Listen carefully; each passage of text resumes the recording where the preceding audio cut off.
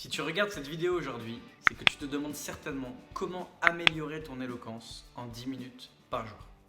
La première chose que tu peux faire pour cela, c'est de choisir un livre qui te plaît. Et j'insiste beaucoup sur un livre qui te plaît. Pourquoi? Parce que plus ça te plaît et plus tu vas avoir de facilité à le lire avec un certain enthousiasme.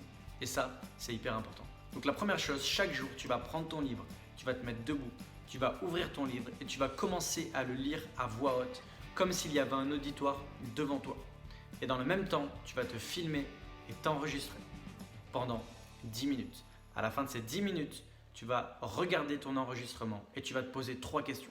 La première, demande-toi si est-ce que quand tu es en train de parler, tu es passionné et tu donnes envie aux gens de t'écouter.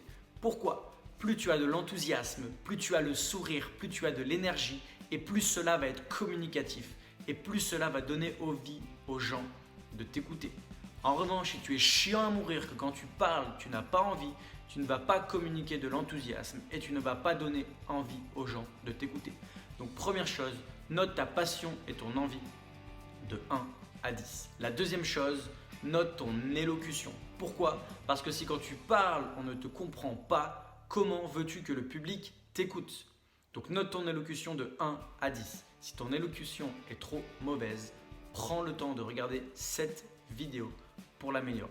Et ensuite, troisième chose, note le rythme. Est-ce que tu as l'impression de parler trop vite ou pas assez vite? Si tu parles trop vite, le public ne va pas avoir le temps de comprendre ce que tu es en train de dire. Tu vas tellement passer d'une notion à l'autre de manière rapide que le public ne va pas avoir le temps de digérer ce que tu es en train de dire. En revanche, si c'est trop lent, tu vas créer une certaine frustration auprès de ton auditoire et au bout d'un moment, il va tout simplement en avoir marre parce que tu t'exprimeras beaucoup trop lentement. Donc, trouve un juste milieu.